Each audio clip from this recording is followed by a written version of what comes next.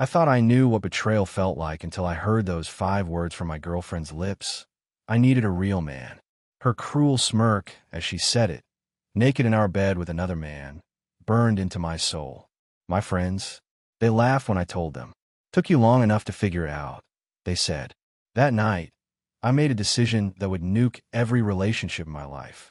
When my phone exploded with 27 missed calls the next morning, I knew there was no going back.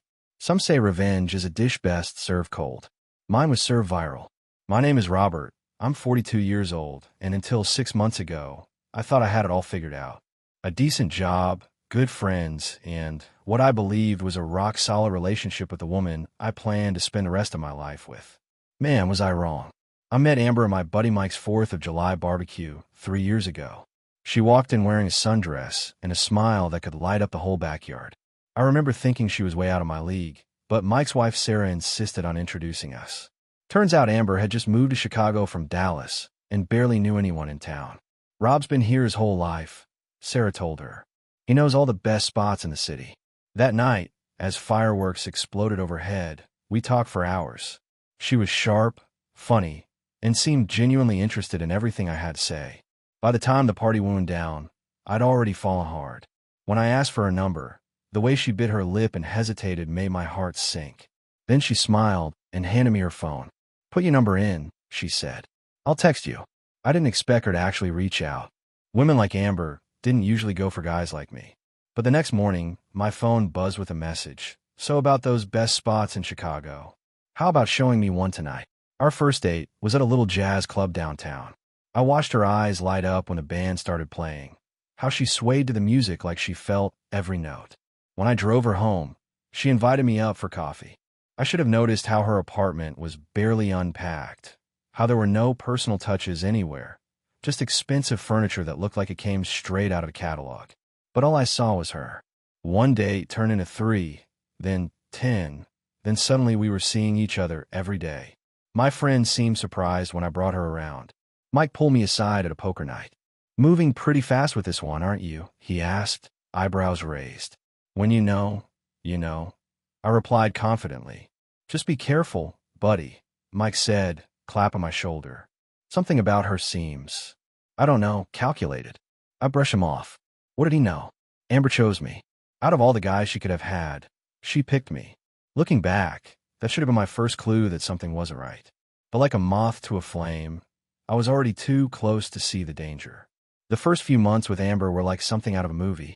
Our relationship moved at lightning speed, but I was too caught up in the rush to question it. My mornings started with her texts. My days were filled with thoughts of her, and my nights ended with her in my arms. I never felt so alive. By the 3rd month, Amber had practically moved into my place. Her clothes filled half my closet, her fancy shampoos lined my shower, and the fridge was stocked with those green juice drinks she couldn't live without. I didn't mind. Having her there made my apartment feel like a real home for the first time. I think I love you, I blurted out one night as we sat on my balcony watching the city lights. I hadn't planned to say it, but the words just came out. Amber stared at me for what felt like forever before responding. That's intense, she said, looking away. My heart sank. Too soon. She twirled her wine glass, considering. No, I just wasn't expecting it. I've been hurt before, Rob. It's hard for me to trust. I'd never hurt you. I promised, meaning every word. She looked back at me then, her eyes calculating something I couldn't read. Finally, she smiled. I love you too. When I introduced Amber to my parents over Sunday dinner, she was the picture of perfection. She complimented my mom's cooking, discussed politics with my dad, and even brought a fancy bottle of wine that impressed them both. By dessert, my mom was already dropping hints about grandchildren. She's quite a catch, Dad said when Amber stepped away to help Mom clear the dishes. Not sure what she sees in an average Joe like you, but don't screw it up. He meant it as a joke, but his words stung because I'd wondered the same thing myself. What did someone as beautiful and sophisticated as Amber see in me? I got my answer a week later when my car broke down. Without hesitation, I emptied my savings to buy a used SUV that Amber had been eyeing. You didn't have to do that, she said, but her eyes lit up as she ran her hand over the leather seats. I wanted to, I replied. Besides, now we can take that road trip you've been talking about. That weekend, We drove to Michigan to see the fall colors. At a scenic overlook, Amber finally opened up about her past. A cheating ex, family troubles, financial struggles before landing her current job. I felt honored that she trusted me enough to share her vulnerabilities. "You're different, Rob," she said, squeezing my hand. "You're a good man. Stable. Dependable." Those words made my chest swell with pride then. Only later would I realize stable and dependable were code for something else entirely. My friend Mike tried to warn me again at his son's birthday party. "You bought her a car? After 3 months? Come on, man. It's not like that," I defended. "She appreciates me for who I am." Mike just shook his head. "Just make sure she appreciates you for more than what you can give her." I dismissed his concerns as jealousy. After all, what did he know about real love? Amber chose me when she could have had anyone, and I was determined to be worthy of that choice, no matter the cost. By our first anniversary, Amber and I were totally committed. At least I thought we were. I'd fully embraced my role as her rock, her provider, her everything. When her car needed repairs, I paid without question. When she mentioned wanting to redecorate my apartment, I handed over my credit card. Her happiness became my mission in life. "You're too good to me," she'd say, kissing my cheek after another expensive dinner or shopping trip. Those words were like fuel to me. I'd do anything to keep hearing them. When Amber mentioned her parents were coming to visit from Dallas, I went all out. I deep cleaned the apartment, booked a table at the fanciest steakhouse in Chicago, and even bought a new shirt and tie for the occasion. This was my chance to show them I was worthy of their daughter. The dinner started well enough. Her father, a stern-looking man with a firm handshake, seemed to size me up immediately. "So, Robert, Amber tells us you've been very supportive," he said, emphasizing the last word in a way that made me uncomfortable. "We take care of each other," I replied, reaching for Amber's hand under the table. She squeezed mine briefly before pulling away to adjust her napkin. Her mother smiled thinly. "It's just so wonderful that Amber has found someone so established. At her age, stability is important." Throughout dinner, I noticed how her parents barely asked anything about me personally, my interests, my family, my background. Instead, they seemed fixated on my job, my apartment, my car. When the check came, her father made a half-hearted move to reach for it, but I quickly grabbed it. "Please, my treat," I insisted. The approving nod he gave Amber didn't escape my notice. After they left, I threw myself even more into being the man I thought Amber needed. When her cousin needed help with rent, I loaned the money without question. When her sister's car broke down during a visit, I paid for the repairs. I became the go-to problem solver for her entire family. One night, I overheard Amber on the phone with someone, her voice low and intimate in a way it rarely was with me anymore. I know, she whispered. "But he's so reliable. You know how hard that is to find these days." "No, not exactly exciting, but that's not what I need right now." I should have confronted her then. Instead, I pretended not to hear and doubled down on proving my worth. I started looking at rings, thinking maybe commitment was what she needed to fully invest in our relationship. When I mentioned the idea of marriage to my parents, my mother's response surprised me. "Are you sure she's the one, Robert? You seem to give so much, but what does she give back?" "She loves me, Mom. That's enough." My mother's skeptical expression said everything her words didn't. Even Mike's wife, Sarah, who had introduced us, pulled me aside at their daughter's birthday party. "Rob, as the person who set you two up, I feel responsible," she said, her eyes full of concern. "Amber's not who I thought she was. The way she talks about you when you're not around." "What do you mean?" I asked, my stomach tightening. Sarah hesitated. "Just be careful. I've seen how much you do for her. Make sure it goes both ways." I nodded and thanked her, but inside I was building walls around my heart, defending Amber even against the people who cared about me most. Love meant loyalty, and I was nothing if not loyal. As our relationship approached the 18-month mark, the first serious cracks began to appear. Amber started working late more often, canceling our plans with last-minute excuses. Her texts became shorter, less frequent. When we were together, she was constantly checking her phone, smiling at messages from people I'd never heard of. "Work friends," she'd explain dismissively when I asked. "Nothing interesting." I tried to ignore the growing distance between us, filling it with more gifts, more attention, more effort. When she mentioned wanting a weekend getaway, I immediately booked a luxury cabin in Wisconsin, maxing out my credit card in the process. The weekend started well enough. Amber seemed her old self again, attentive, affectionate, present. But on Saturday night, after a few glasses of wine, everything changed. I ran into your friend Mike last week, she mentioned casually, examining her manicure. At that new bar downtown. Really? He didn't mention it. I replied, surprised. Mike and I grabbed lunch just days ago. Probably because he was there with some old college buddy of yours. What was his name? Tall guy, works in finance. Derek. I suggested, my stomach tightening. Derek and I had been close once, until he moved to New York 5 years ago. I hadn't heard he was back in town. That's the one. Amber smiled, something calculating in her expression. They were very friendly. That night, I couldn't sleep. Why would Mike meet up with Derek without telling me? And why would neither of them mention seeing Amber? When we returned home, I called Mike immediately. Hey, Amber said she saw you and Derek at the rooftop last week. A long pause. Yeah, about that. Derek's been back for a month. He wanted to talk to you, but I suggested waiting. Waiting for what? I demanded. Mike sighed heavily. Rob, Derek showed me some messages. From Amber. They've been talking for months. My world tilted sideways. What are you saying? I'm saying Derek's not the only one. She's been active on dating apps, meeting people. There's a whole other life she's living when you're not around. I hung up without another word. When Amber got home that evening, I confronted her with what Mike had told me. Are you seriously believing your loser friends over me? She snapped, eyes flashing. Mike has always had it out for me. And Derek? Please. The guy would say anything to cause trouble. Show me your phone then. I challenged, heart pounding. Absolutely not. The fact that you don't trust me is the real problem here. She stormed out, slamming the door behind her. 3 hours later, she returned, tearful and apologetic. I overreacted, she admitted, curling against my chest.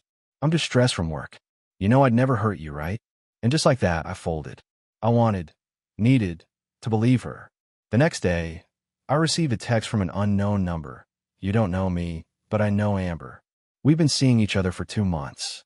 She told me you two broke up. I'm sorry to be the one to tell you this, but you deserve to know. When I showed Amber the message, she laughed it off.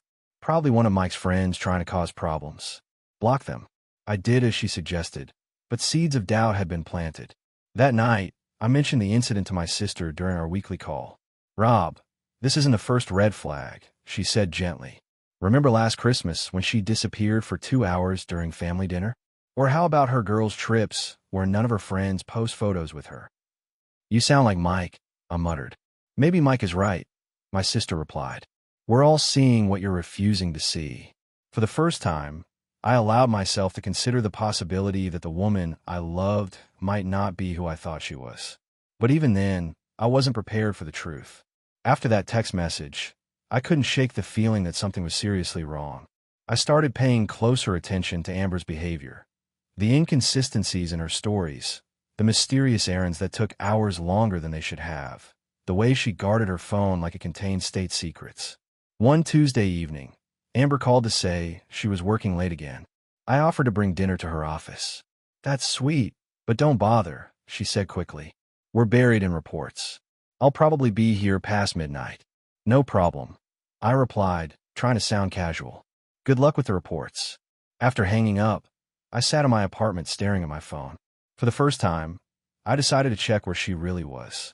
Thanks to a shared location app we'd set up months ago for safety, I could see she wasn't at her office downtown, but at an address in Lincoln Park, an upscale residential neighborhood. My heart pounding, I drove by the address, a luxury high-rise with a doorman and valet parking.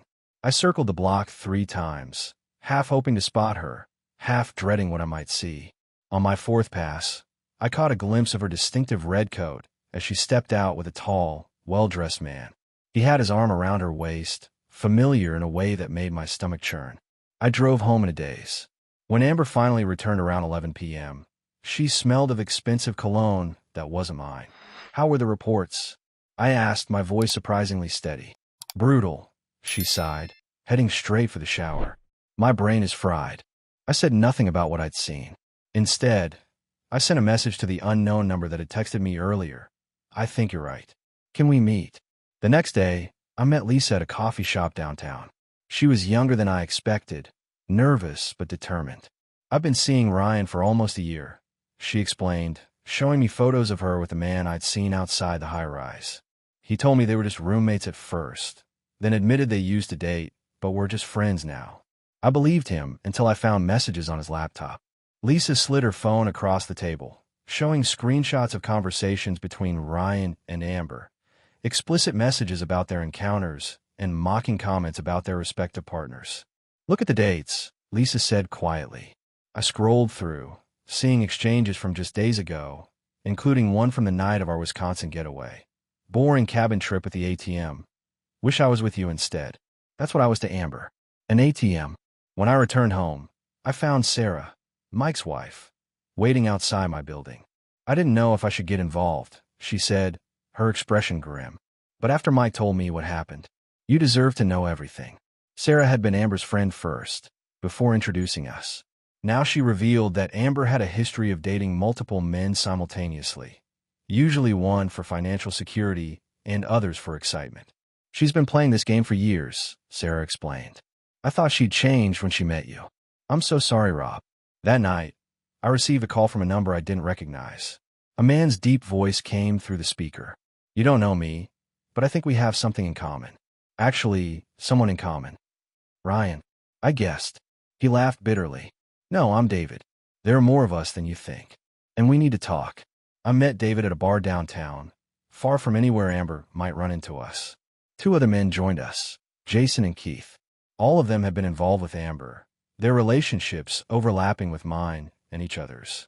"She's been running this con for years," David explained. He was older, distinguished-looking, exactly the type Amber would target.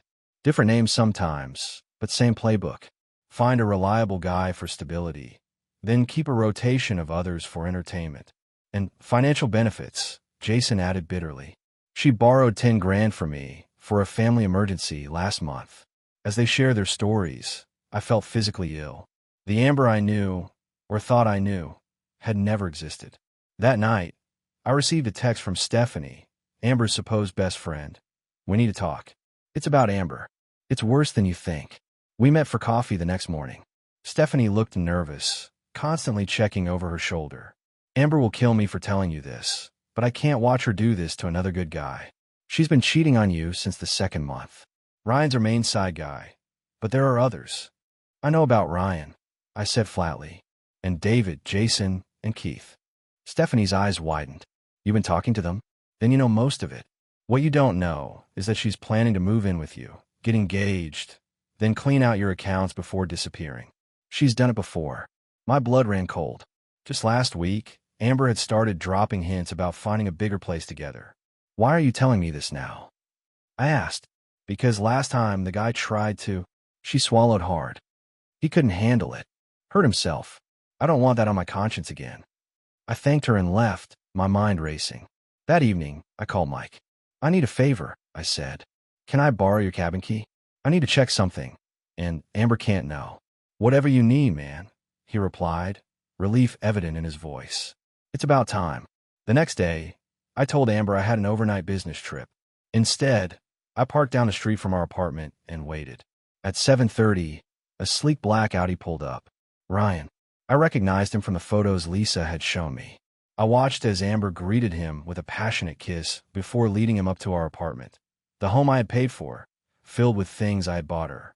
I waited 30 minutes, then used my key to quietly enter. I could hear them in the bedroom. Our bedroom.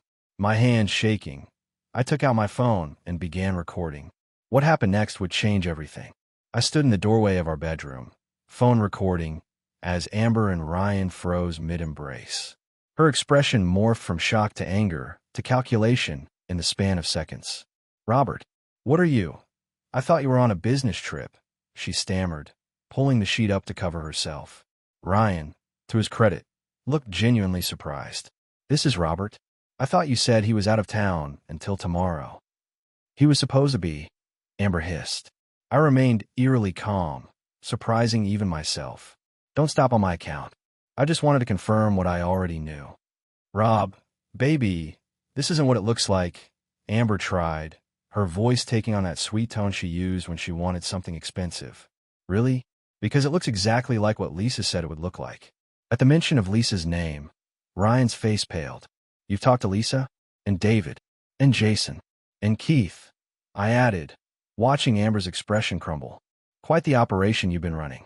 Very impressive. Ryan scrambled for his clothes. I'm out of here. You people are insane. She's been playing us all. I told him. You might want to check your credit card statements. After Ryan bolted, Amber's demeanor changed completely.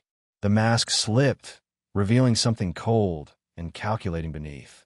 So what if I was seeing other guys? She challenged, lighting a cigarette I didn't even know she smoked. You think you were enough for me?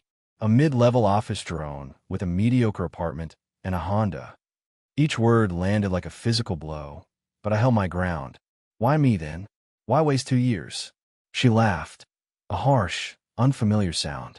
You were reliable, predictable, easy to manage. The perfect safety net while I looked for something better. And Ryan? David? The others? Ryan has connections. David has money. Keith has a beach house. She exhaled a plume of smoke. Each served a purpose. And what was my purpose? I asked, though I already knew the answer. She looked me straight in the eyes, a smirk playing on her lips. I needed a real man for the important things, but I needed a doormat for everything else. Guess which one you were? Her cruelty was almost impressive in its totality. 2 years of my life, thousands of dollars, countless sacrifices, all for someone who saw me as nothing but a convenience. I want you out by tomorrow, I said quietly. Anything you leave behind goes in the trash. You can't just throw me out. Half this stuff is mine, she shouted, gesturing around the apartment. Check the receipts, I replied, stopping the recording and heading for the door. I paid for everything. As I walked out, she called after me, her voice suddenly desperate. Ra, wait. We can work this out. I made a mistake. But I was already gone, my key left on the counter, my heart hardened beyond repair. After leaving Amber, I drove aimlessly for hours, eventually ending up at Mike's place.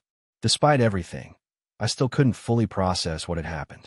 I needed someone to talk to, someone who would understand. Mike opened the door, took one look at my face, and grabbed his keys. Let's get a drink. At O'Malley's, our regular bar, we found several of our friends already there for the weekly trivia night.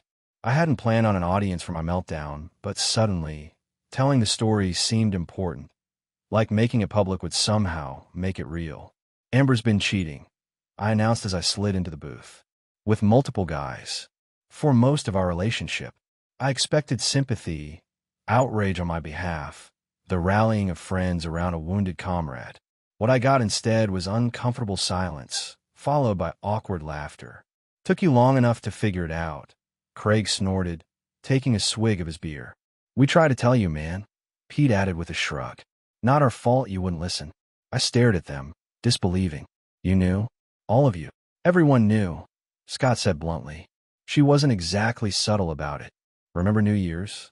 Craig added. When she disappeared with that bartender for 45 minutes. We all saw it. Each revelation was like a fresh slap.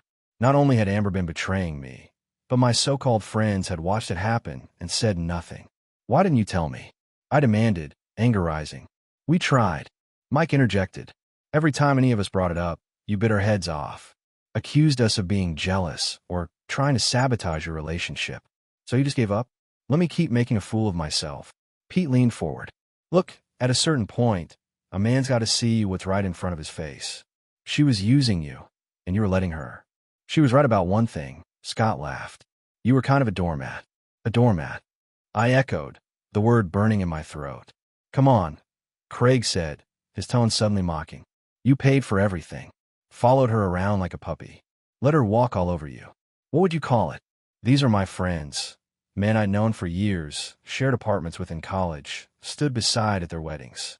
Now they were laughing at my pain, confirming Amber's cruel assessment. She said she needed a real man, I said quietly. Guess she found them elsewhere. Can't argue with that. Scott smirked, raising his glass in a mock toast. I looked around the table at their amused faces and realized I was alone. Completely alone. The betrayal by Amber was devastating, but this casual cruelty from friends who should have had my back, cut even deeper. Without another word, I stood up and walked out, ignoring their calls to come back and lighten up. Some wounds went too deep for forgiveness, and I had just discovered my breaking point. I drove home in a fog of anger and humiliation. The twin betrayals, Amber's infidelity and my friend's mockery, had stripped away everything I thought I knew. I pulled into the liquor store on the corner, emerging with a bottle of whiskey that had gathered dust on the top shelf. Not my usual choice, but tonight wasn't a usual night. Back in my apartment, I was relieved to find Amber gone. She'd taken some of her things, but left plenty behind, a silent promise of her return. I poured 3 fingers of whiskey and downed it in one burning gulp. By midnight, the bottle was half empty, and my mind was racing with dark thoughts. Everyone had known. Everyone had laughed behind my back. For 2 years, I'd been the punchline to a joke I didn't even know was being told. I stared at my phone, scrolling through photos of Amber and me, vacations I'd paid for, gifts I'd sacrificed to buy, moments I'd cherished that now seemed poisoned. My thumb hovered over the delete button, but instead, I found myself opening our shared chat group with mutual friends.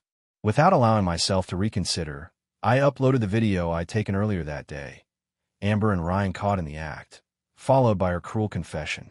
I added a simple message, for those who knew and said nothing, and those who didn't know and should have been told. Judge for yourselves. I hit send, then immediately shut off my phone, not wanting to witness the immediate fallout. A strange calm settled over me as I finished the whiskey. For once, I didn't care what anyone thought.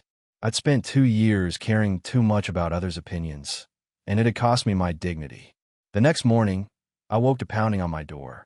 My head throbbed as I stumbled to answer it, expecting Mike or maybe one of the other guys coming to lecture me about going too far. Instead, I found Amber, her eyes red and mascara streaked down her face. "How could you?" she hissed, pushing past me into the apartment. "Do you have any idea what you've done? Everyone has seen it. My boss, my parents, everyone." "Funny," I replied, my voice rough from sleep and whiskey. "That's exactly what I said to myself when I found out about you and Ryan. And David. And whoever else. This is different," she shouted. "You've ruined my reputation. My life. You ruined mine first," I said simply. I just made sure I wasn't the only one who knew about it. She lunged for me then, slapping and shoving with surprising strength. "Take it down. Call everyone and tell them it was a mistake." I caught her wrists, stopping her assault. "No." The single word seemed to deflate her. She collapsed onto the couch, suddenly looking small and pathetic. "Please, Rob," she whispered, tears flowing freely now. "I'll lose everything." "I already did," I replied, unmoved by the performance I now recognized as manipulation. "Now it's your turn." The morning after I posted the video, my phone exploded with notifications. 27 missed calls from Amber alone, plus dozens more from mutual friends, her family members, and even a few numbers I didn't recognize. The text messages ranged from outraged to sympathetic to threatening. I ignored them all, spending the day changing the locks on my apartment and boxing up the remainder of Amber's things. Each item I packed reminded me of a different lie, a different moment of manipulation. By evening, the boxes were stacked by the door, and I felt lighter than I had in years. 3 days after the video went viral within our social circle, Mike showed up at my door. He looked uncomfortable, shifting his weight from foot to foot. "The guys wanted me to check on you," he said, not quite meeting my eyes. "Things got a little heated the other night." "A little?" I echoed, not inviting him in. He sighed. "Look, we were out of line. But you have to admit, you ignored a lot of warnings." "I did," I acknowledged. "But friends don't mock friends when they're down. They help them up." Mike had no answer for that. After an awkward silence, he gestured to Amber's boxes. "Need help getting rid of those?" "I've got it handled," I replied. I didn't need his help now, when it was convenient for him to offer it. The next week brought more revelations. David, one of Amber's other men, reached out to thank me. "She was starting to bleed me dry," he admitted. "Your video was a wake-up call." Lisa sent a simple message. "You did the right thing." She needed to be exposed. Even Stephanie, Amber's supposed best friend, texted, "For what it's worth, I'm sorry for not telling you sooner." She had us all fooled in different ways. When I finally checked my email, I found a message from Amber's boss, asking if I had more evidence of her deception. Apparently, Some company funds had gone missing, and my video had raised red flags about her character. I didn't respond. My fight wasn't with her employer, and I wasn't interested in causing more damage. I'd simply wanted the truth known. 6 months later, I ran into Sarah, Mike's wife and the one who had introduced me to Amber, at a coffee shop. "How are you doing?" she asked, genuine concern in her eyes. "Better," I replied honestly. "Much better." "And the guys? Do you still talk to them?" I shook my head. "Some betrayals you can't come back from." She nodded, understanding. "For what it's worth, I think you handled it with more class than most would have." As I walked home, I realized how much had changed. I'd lost friends I thought would be in my life forever. I'd exposed a woman I once thought I'd marry. I'd become someone who stood up for himself, regardless of the consequences. It had cost me a lot, but as I unlocked the door to my apartment, now truly mine again, I knew I'd finally gained something more valuable: self-respect.